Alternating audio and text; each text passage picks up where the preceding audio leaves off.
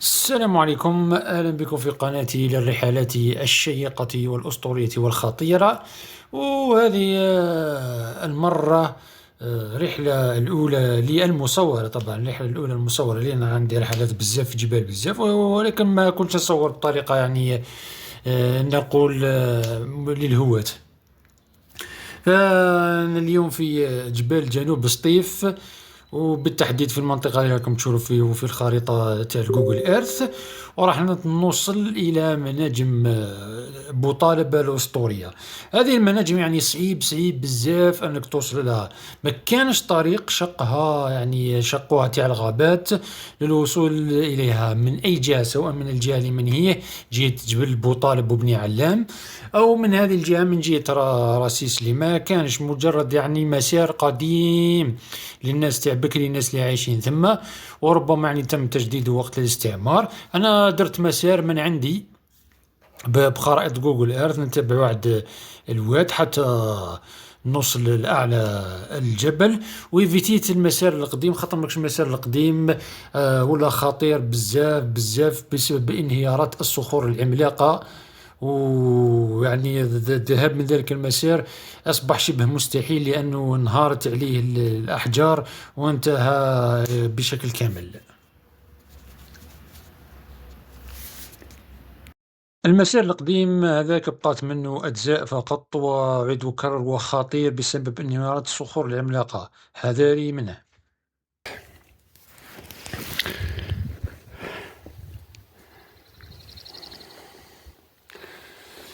السلام عليكم ورحمة الله. اليوم راني في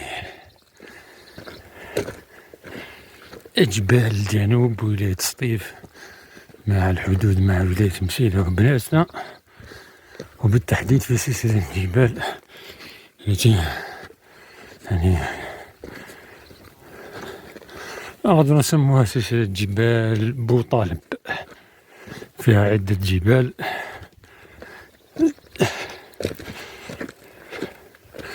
ذات قيمة شاهقة، تتراوح ما بين 1800 حتى 2000 متر تقريبا. منها جبل البوطالب المشهور، والذي هو يعني بعيد عن هنا كثيرا، واحد 15 كيلو. وكاين ثاني جبل ولاد علام،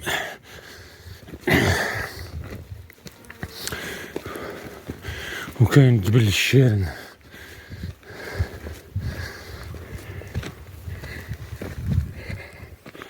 وكاين الجبل اللي فيه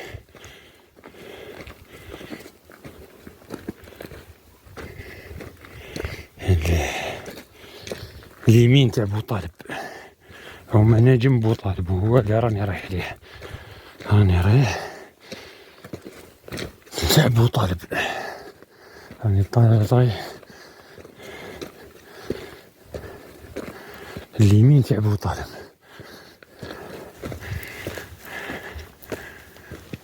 تشوفوا راني الآن في قلب الجبال، هدوء رائع.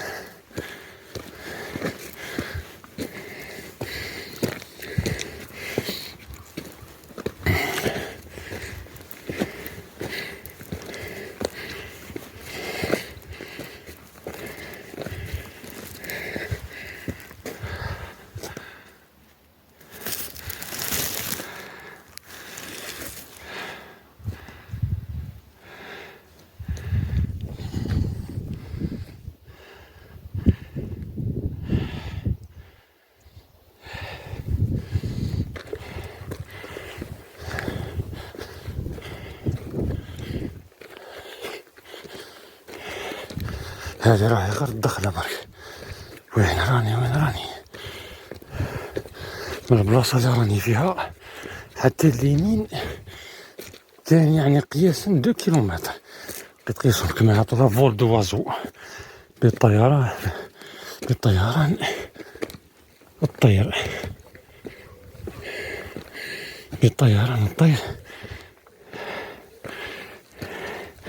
كان 2 كيلومتر 3 كيلومتر بس تلمو هي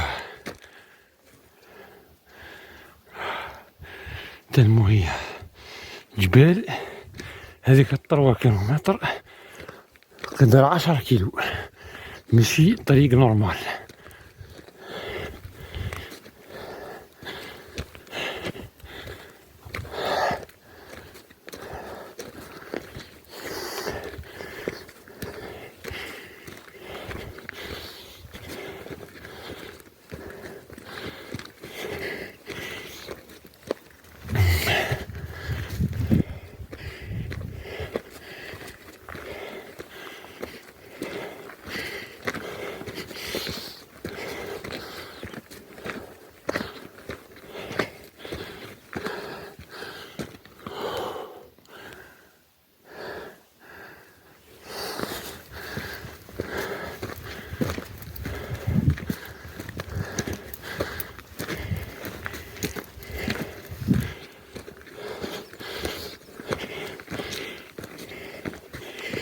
هنا راني وصل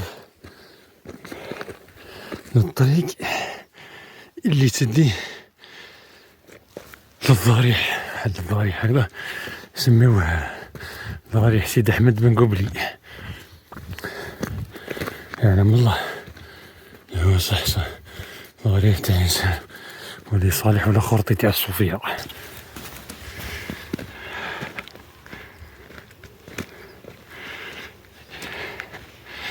كيما قلنا راني فيه قريب للضريح تاع سيد أحمد بن قبلي.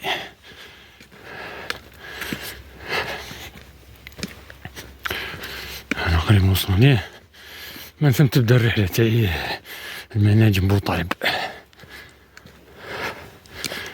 شاقة وصعبة كما يقول. شوفوا جمال الطبيعة، الهدوء، الهرب من صخب المدينة يا لطيف. تكره الراس نتاعها، يعني إنسان في عمري 43 سنة كرهت من ضغوط المدينة. أنا من ولاية سطيف،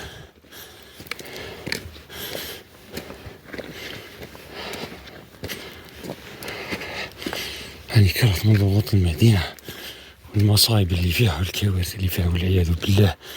الواحد ولا يقول يهرب الراس جبل، يدير فيها دار ويدير فيها شوية ويعيش ثم حتى يموت يا لطيف. كيما قال النبي صلى الله عليه وسلم قال لك سوف يأتي على المؤمن زمان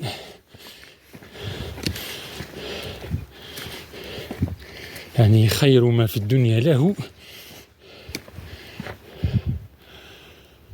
يعيش في جبل وله يعني قطيع من الغنم يرعاه. وهذا كل بسبب فساد الأخلاقي المنتشر يا لطيف بين الناس في المدن الكبرى. يعني يا لطيف ولينا يشوفوا شي يعجب. الناس ولات تأمر بالمنكر وتنهى عن المعروف يا لطيف. وهذا الإنسان اللي ينهى عن المنكر يسبوه، شوفوا فيه موش نورمال ويزيوه كضرب حتى تدي ضربة بالموس.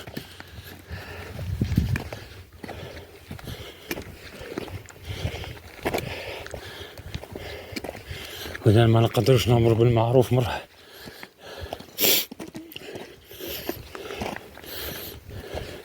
ولا آخر مكان اللي تستراح فيه في المدينة هو المسجد، وما هيش ديما. حتى الفساد والمنكر وصل حتى للمساجد والعياذ بالله.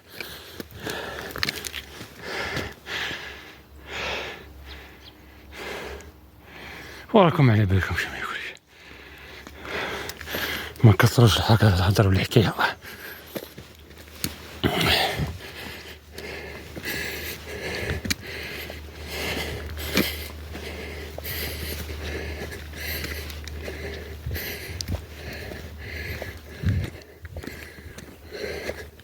أنا راني في سفح الجبل، هذا كيما راني هكذا، راني وصلت للضريح.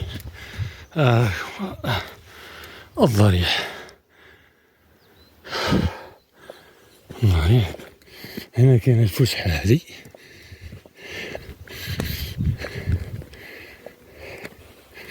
ومنا اللي يحب يعمر الماء كاين عين منا. هذاك روح عليها.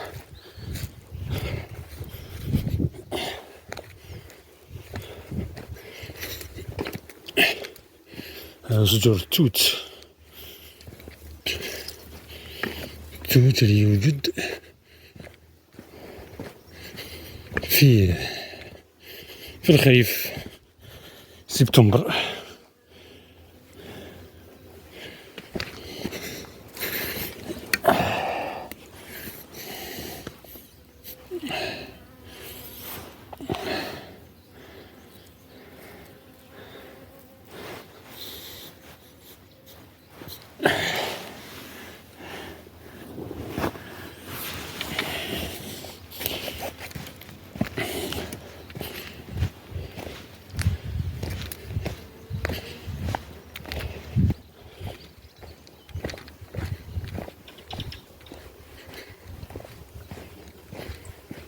هذه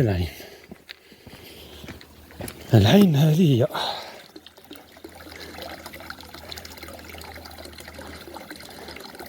خطر اللي فات جيت هنا في الخريف كانت ناقصة بزاف تما قبل الصيف والجفاف، دوكا قاوية.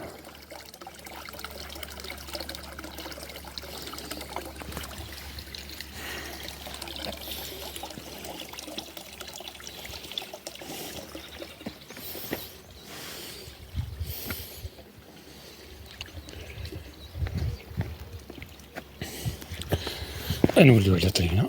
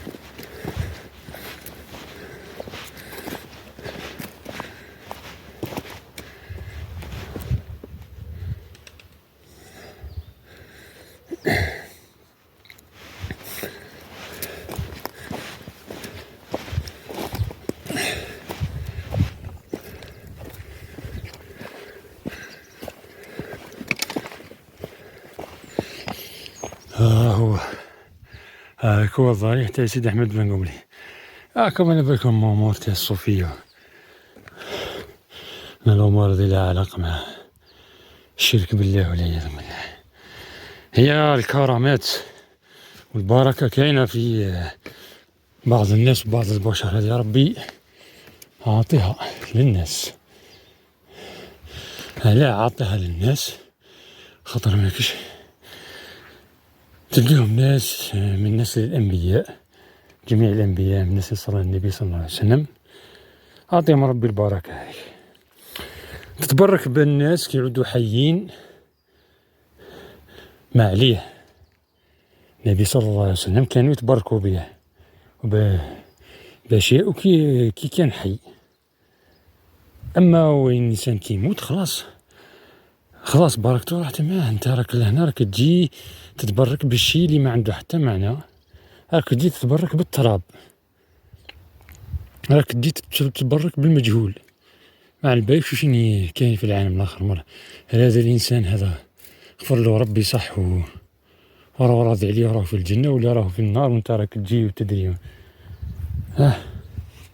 مع انه الكثير من الاضرحة بنوهم الصوفية باع على جال لارناك، برك لارناك يعني الخداع بينهم والصوار برك والامورات هذه. اما هو الانسان مات خلاص. كاين ناس صح عطاهم ربي البركة لانهم من نسل الانبياء ولا متقين صالحين صافين مع ربي، عطاهم ربي.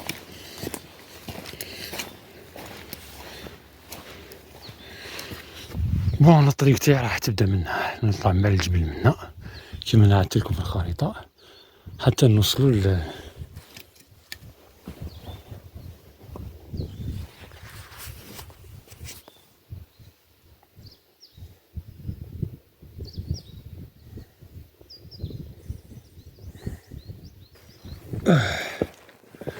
هذه نورمالمون البلاصة اللي راني طالع عليها. نحكم الطريق هذي تبدو طالعين الجبل توجور. عاودوا ظهوركم باه ما نضروش من الذقل تاع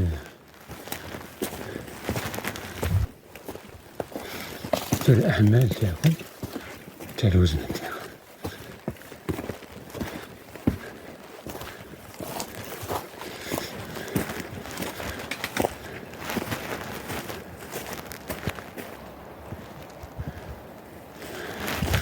توجور جبال كي تطلعوا لهم زيكزاك كيما راني نطلع لهنا تاياوش، ما تطلع لهمش دغري كيما يقولوا. بون واحد يحل عينيه مليح فوق شمال هي الشامبينيون راهو الشامبينيون البري هذا راهو ولا بحقو ولا غالي بزاف. كي يجيه الواحد كياكلو برك ديجا دار لافير وهو رجع حق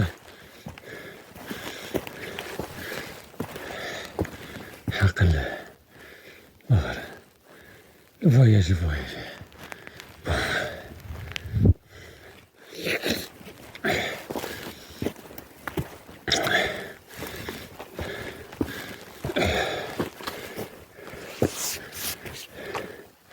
كما قلت لكم انا انسان يعني في عمري 43 سنة،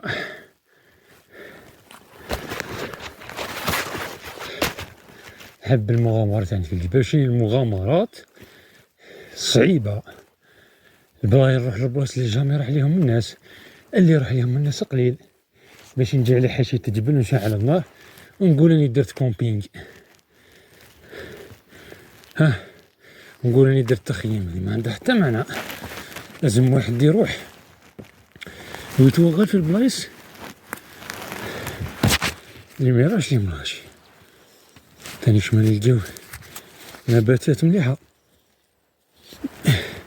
بون هي بان فيها وتشوفوا في النباتات اللي كاينة في الجبل كاملة كلها نافعة، كلها تنفع للأمور الطبية.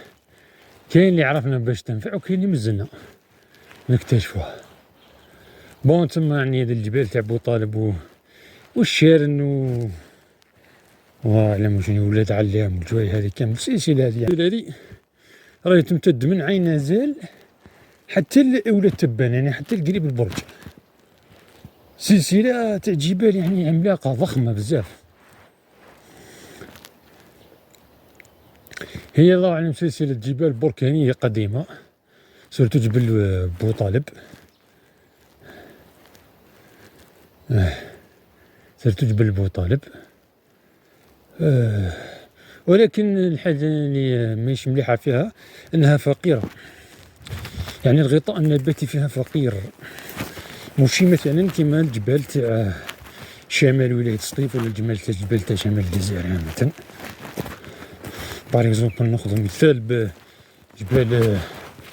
جبال عين الروا، جبل العنيني مثلا، جبال بوقاعة تسميهم الله أعلم ما كذبنيش ربي، جبال الطافات، جبال حمام قرقور، جبال ولاد عياد، هما يعني هادو كامل سلسلة واحدة، يعني من جبل العنيني حتى لولاد عياد، حتى اللي هي وقال جبال، هادو كامل سلسلة واحدة. كاين ثم الكانيون تاع ولاد تاع حمام قرقور، خطر الجيران نروح ليه، يعني مولف نروح ليه أنا، ولكن من دون التصوير. عندي بعض الفيديوهات قصيرة عليه.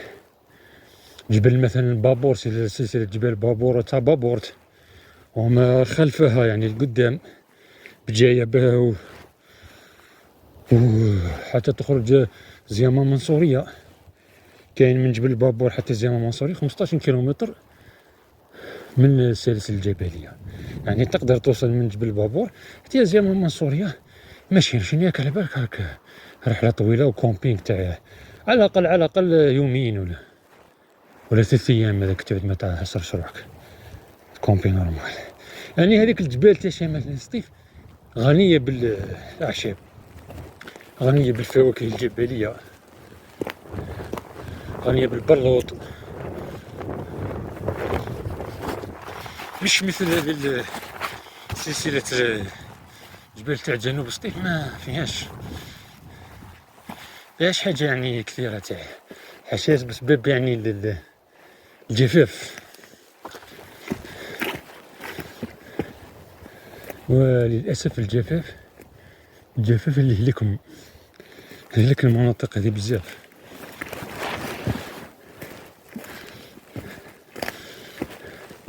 ثم تلقى غير النباتات يعني اللي متعودة على الجو الصحراوي الجاف، تلقى الشيح، الريوت، الزعتر، الله أعلم، يعني يمكن كاين في بعض الكوانات والزوايا اللي تكون مظللة نهار وطول، سيرتو الجهة الشمالية. هنا في السلاسل الجنوبية ديما تلقاو الجهة الجنوبية قفار، والجهة الشمالية عامرة بالغيب. علاه؟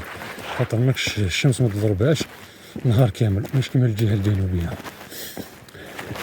الجهة الجنوبية الشمس تحرق فيها تقريبا على مدار النهار. ثم الماء يتبخر حتى آخر قطرة، والنباتات والأشجار ما تقدرش تبذل جهد أكبر بتعيش.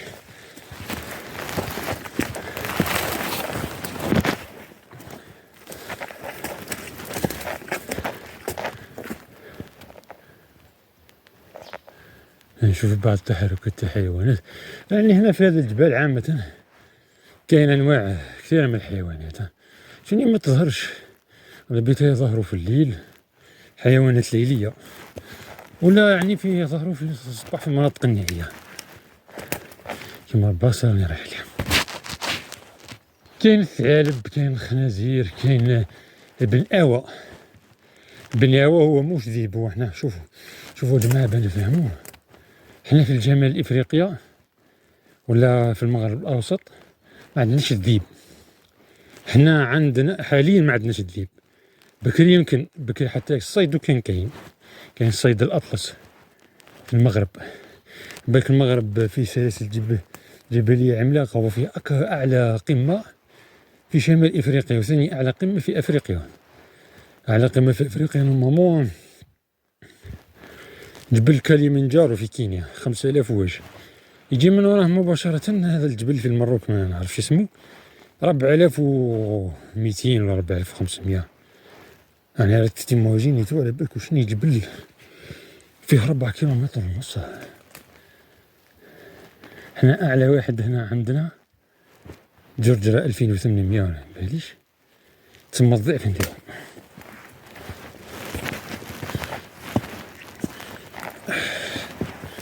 راك تشوفوا شابوش، راك تشوف كيفاه يعني باه توصل ليه، يعني باه توصل للقمة نتاعو. هذا بأليم. نتمنى راكم تستمتعوا نضرب بعض الأزهار الجميلة.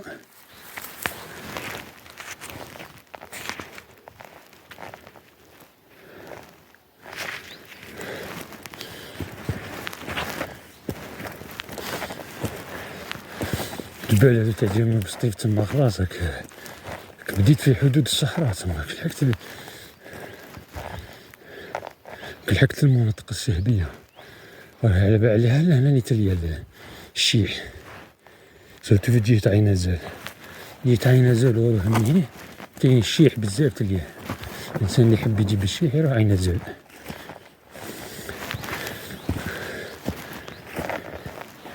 فهمني؟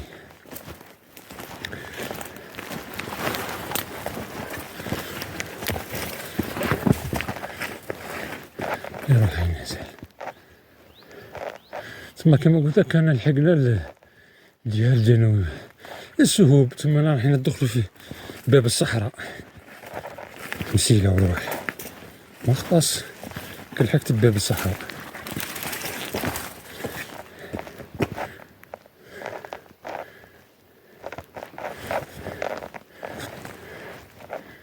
من الله ما لا نهي. ثم آخر نقطة وصلت لها في آخر رحلة تاعي هي هذي. أنا من الحجار ما نقدرش، ثم لازمني نهبط هكذا ونطلع من الجهة اليمنية.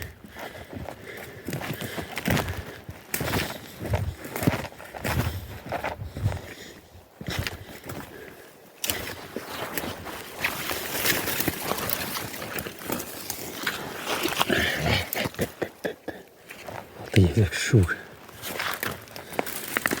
استدر الله ما على بالي يسمى الشوك.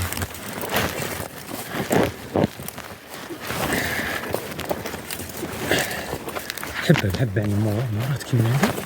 وعلى بالك أنا من صغري نحب لي جو فيديو، فهمني؟ لي جو سما الواحد كبر معاهم، راني معاهم من 1988 لي جو فيديو، فهمني؟ تسمى هكذا تصور لك شغل ماشي الطرج هذيك تاع الهاوس، ولكن تشبه لها بومير منا ولا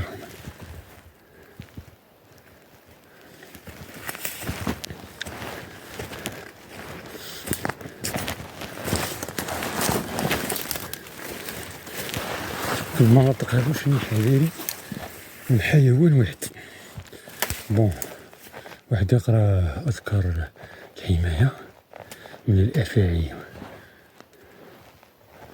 والامورات السامة هذيك.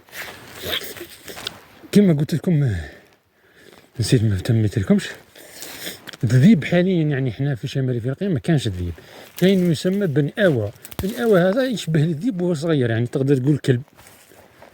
وشني مسكين ما هو لا شرس لا هو لا قبيح لا هو واعر، عاقل مسكين خاطي هم شر الناس، جيب دروع على شر الناس، ما يتليحش مرة ستر البشر. يشوف البشر مسكين يهرب 10,000 كيلو لهيه، ما يدورش مرة، ماهوش سيرس، وما يمشيش في قطعان، مش كما الذئابة.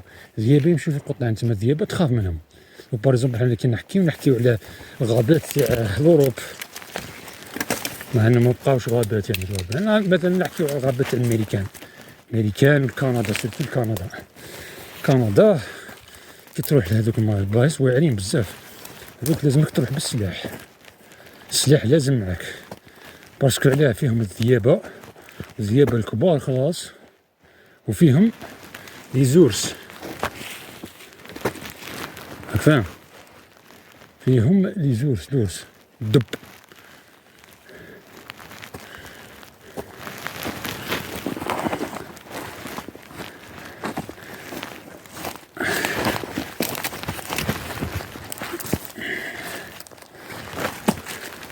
الزوج دونجي، الزوج الكبار.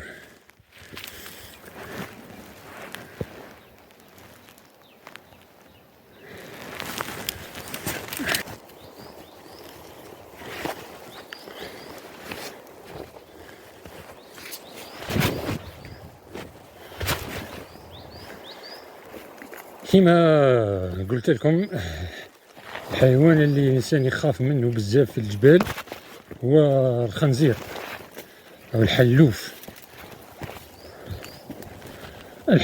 هو اللي تخاف منه. الحلوف يسميوه دبابة الغابة، عليه دبابة الغابة، لأن على بالكم كنتو كيفاه يهرس ويحطهم في الصدر وفي الأخشاب يقلب في الأرض كالمحراث يحرثوا به الأرض. دونجي إلا تلاقيتي معاه حلوف غير جبد روحك، عندك حل واحد كيعود زاطم ليك، هادشي رحبة، خليه قريب يقرب ليك وصوتي فوقو، باسكو على بالك ما عندوش الرقبة باش طلع راسو الفوق. ولا لقيت أقرب بلاصة عالية حجرة ولا اطلع فوقها وقعد فوقها حتى يروح، خاطر ماكش علاه دي فوا هما ما يظلموش راهم ما يظلموش. دي فوا حنا برك كيما نقولو ندخلو على التيريطوار تاعهم، المنطقة تاعهم التيريطوار تاعهم، في الأغلب اللي تلقاهم أغريسيف هما النفاوات، يعني في أغلب الحيوانات.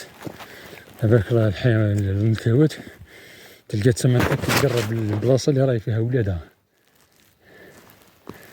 تولي أغريسيف باه تدافع على ولادها.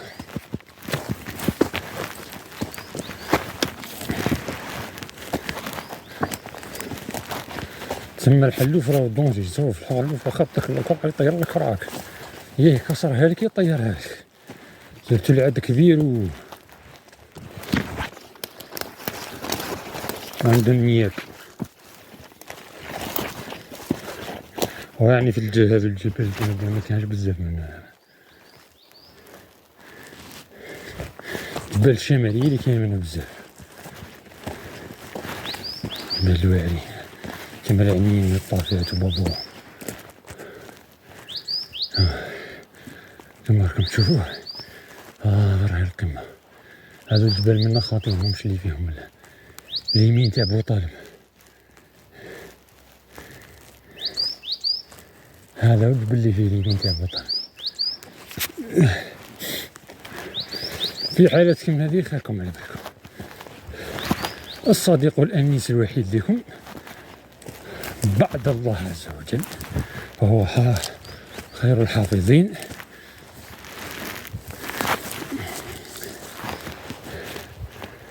هو نظام GPS تاع الكفار اللي كاين في التليفونات تاعكم كامل،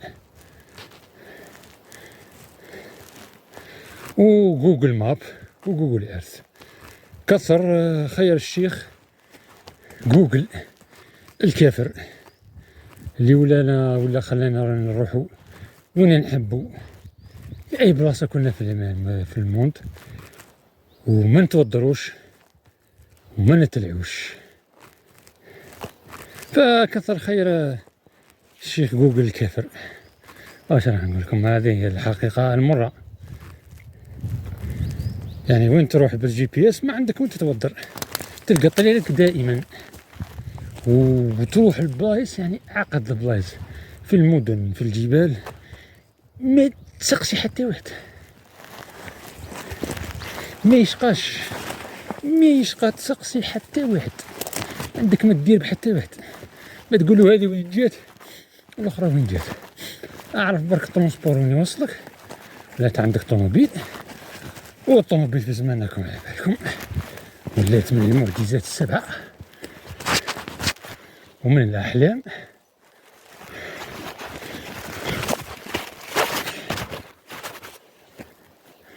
ملي ماروتي ولا تتباع ب116 مليون ماشية مليون، ما بغاتش واش نقول لكم، مليون مزوقة بمليون.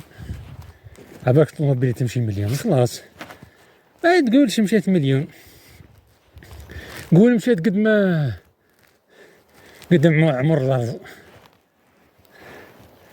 مليون مزوقة بمليون، اش راح نقول لكم اخوتي، ماروتي متى ماشي بمليون تباعت 116. يا اللهم محمد رسول الله. بون هنا نعود للتصوير، هنا من راح نزيد نرتفع في الارتفاع كما راكم تشوفوا، راني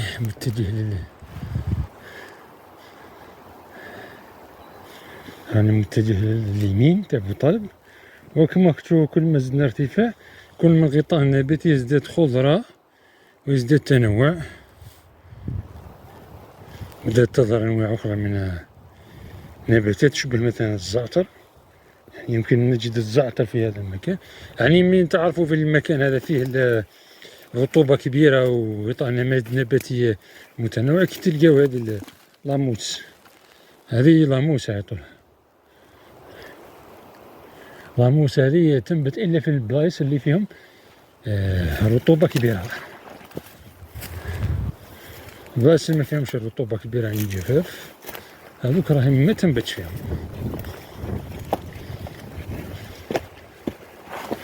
يعني ملي نرتفع ملي راح يزيد قوة الريح، هذا معروف يعني في هذه الجبال ديما قوة الريح كاينة، والغطاء النباتي راح يزيد يولي كثافة. يعني هنا راه ولا يشبه تقريبا غطاء نباتي موجود مثلا في الجبال تاع شمال سطيف.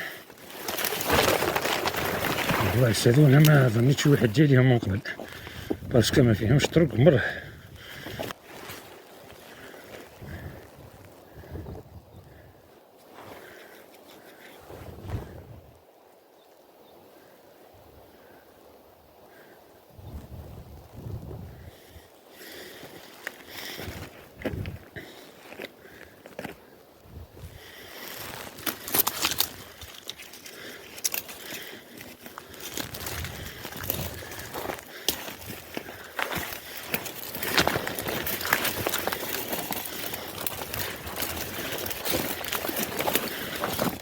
نشوف الحالة راهي واعرة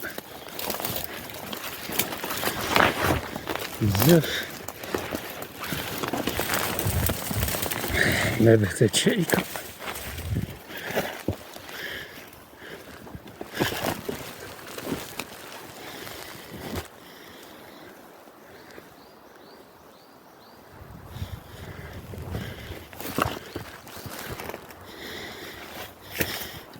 ما بلاش كاين هادو تقدر تلقى فيهم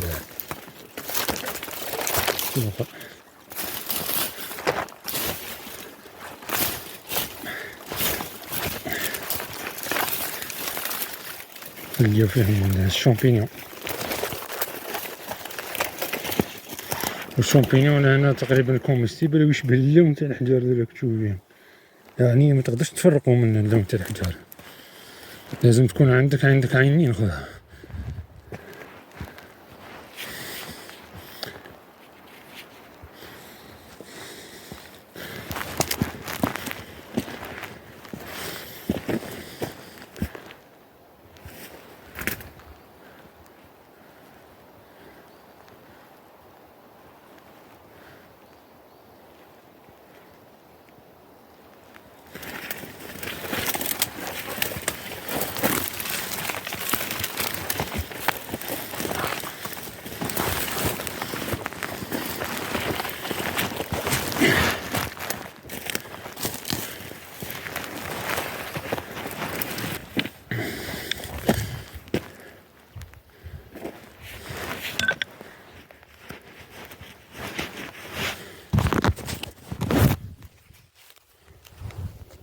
بون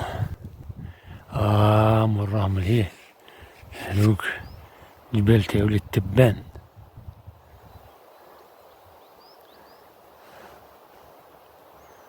هاني طالع منها، راني شك في طريقي منها. لا خوتي غير الحذر من هذه الجبال، هي خطيرة جدا.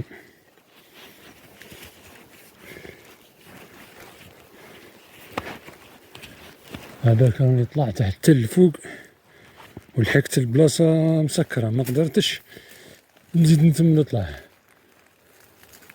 نسبة الانحدار كبيرة بزاف، وكنت يعني ثم يعني قريب حصلت تم، يعني بنكونوا صريحين، بيكون في علمكم النزول في الجبال أو أصعب من الصعود مرات، يعني مرات الصعود النزول أصعب وتكون فيه خطورة كبيرة على حياتكم. ما صورت لكمش الطرف هذاك لأني ما قدرتش نلتقط بالتصوير، ولكني نازلت منه كما راكم تشوفوا. الحمد لله، أحمد الله وأشكره، أحمد عدد نجوم سمائه وأوراق شجره. لقيت يعني الطريق اللي طراسيتها بالجي بي اس لقيتها مغلقة، متظهرش كما في الجي بي اس كما في الواقع، لذلك راني وليت هبط راني وليت هبط، وللاسف على بالك المشكل اللي دارولي الساكادو محمل بالحوايج تاع كيما نقول لك لي فيفر. الثقل نتاعو زاد عليا كما نقولها، ولي يدفعك باه تسقط، وليت نحيه ونطيشو في الاسفل ونهبط نهزو ونهبط هذا حتى يعني وصلت لهذا المكان. يعني الحمد لله هو يعني مكان سالك، مش كما المكان الذي كنت فيه، خطورة كبيرة جدا. حذاري وحذاري وحذاركم. الشيء اللي راني ندير فيه راني ما ننصحكمش به، لا إن عدت عندكم قلوب قوية وإيمان قوي. نتفاهموا خوتي، الحالة راهي صعيبة والشي راهو واعر، راني قريب سقطت قدام خطرة. السقوط على بالك في جبال منحدرة زوايا هكذا راهو صعيب. والله لحد الآن والله ما على بالي الطريق اللي راح نسلك الأخرى، يعني كاينة في راسي طريق واحدة أخرى تراسيتها بالجي بي اس، الله أعلم لا عاد توصلني. صعب الوصول لهذو المناجم تاع بوطالب صعب بزاف. كانش طريق اليوم يعني من وقت الاستعمار. خلاص اصلا ما فهمتش كيف كانوا يوصلوا لهم، والله العلي العظيم ماني فاهم. وقيل راني لقيت الطريق هذه سالك الحمد لله. اللهم اني اشكرك. وصل وقت الصلاة، صلي له ركعتين شكرا لله.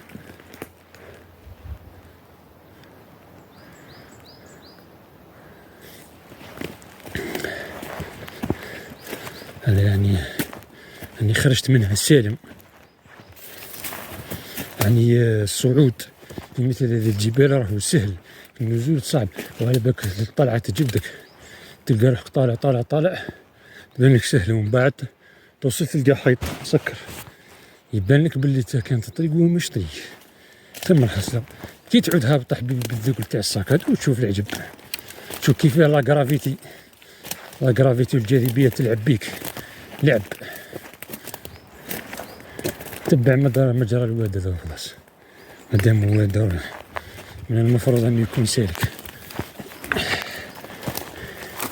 الساكاد يجبد فيه جبيدة، باش يعني راني نقصت قد ما قدرت لي فيفر، جبت يعني غير الحوايج المفيدة.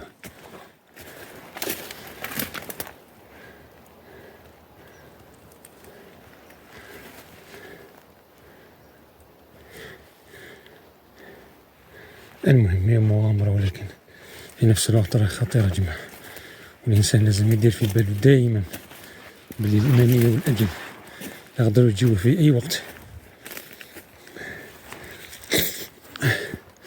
فمن الأمور اللي تخلي الإنسان يبعد عن طريق الله عز وجل هو طول الأمل.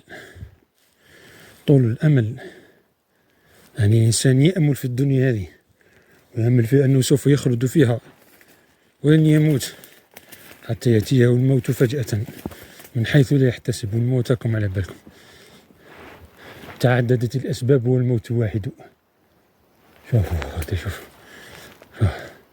هذه هي البلاصة اللي كنت فيها، ثم حصلت من ذلك المكان نهبط حتى لهنا. هذا راهي صعيبة أخوتي، كما قلت لكم الموت راهو يأتي بأي طريقة وعلى أي طريقة، وربي كل واحد كيفاه كاتب له تكون النهاية. تكون في الفراش تموت مرض كونسير تاع الفراش، تموت باكسيدون يعلم الله. طول الأمل أنا وش خرب المسلمين تاع الزمان تاعنا هذا، تاع طول الأمل تشبت في الدنيا ولذاتها. كان السجيرات ندير في المغامرة هذه، طالع في الجبال طالع وحدي، واني وحدي بكون في علمكم، وما كان حتى واحد معايا. غير الله جالس الاخر هو اللي يتستر. انا راح ندير هذه المغامره. دي فوا تجيك نفسك ولا تجيك شيطان ولا ما يباليش. المهم يقولك تا واش دير هيك يتمرض لك راك قاعد في الدار وك تاكل وتشرب بصوردك هذوك تضرب في كل ما لذ وطاب ويعجبك. وليه يعني راك مرض روحك هكذا؟ نو. هذيك الحياة وهذاك الجزء من الحياة هو اللي يعطيك طول الأمل في الدنيا هذه. الركون إلى الدنيا وملذاتها دون توقف مرارا وتكرارا ويوميا تتوكل في هذوك الأمور دي أمور. كي تخرج للطبيعة بهذه الطريقة سورتو حنا في الزمان تاعنا زمان المدنية وطغيان المادة، والمدن ولات مدن عملاقة كبيرة ما تشوف لا طبيعة، ما تختلط مع الطبيعة، ما تعيش كما كانوا عايشين البشر تاع بكري. الناس تاع بكري كيف كانوا عايشين.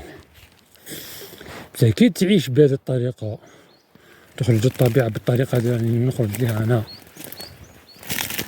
المناطق الخطيرة هذه،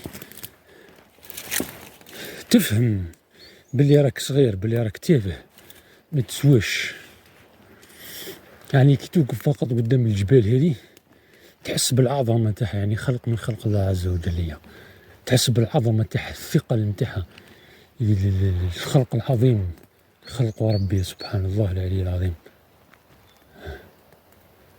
الشجرة هذه شعلت فيها النار يمكن ضربتها الرعدة. فتحس كي تعيش بالطريقة هذه تعرف ربي وتعرف وش يسوى ربي وتعرف وش تسوى الدنيا.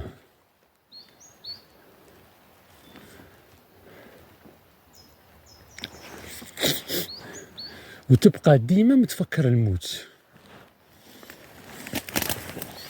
لأن الموت في أي لحظة وفي كل مكان. مش كيما حياة المدنية. حياة المدنية تخليك تعيش بواحد الطريقة تظن باللي الحياة الموت بعيد عليك دايما، وش يصرالك تولي تنغمس في المعاصي. وكان ما بالكم المدن الكبرى وشروا الصغيرة المعاصي تولي تجر على بعضها. هذا يجر على بعضها. ما قالش ربي في القرآن وش قال لك؟ إن جعلنا بعضكم فتنة لبعض. يعني راكم فتنة لبعضكم. بون اللي لقيت لك هنا قرعة تاع بلاستيك، يعني هذه أول مؤشرات المدنية. من جيت ما نعرف. بون هذه كاينة طريق منه، بون حكم الطريق هذه نشوف.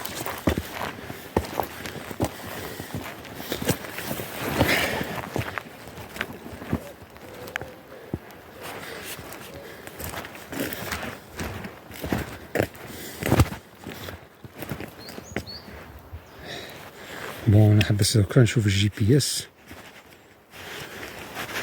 ونوريك.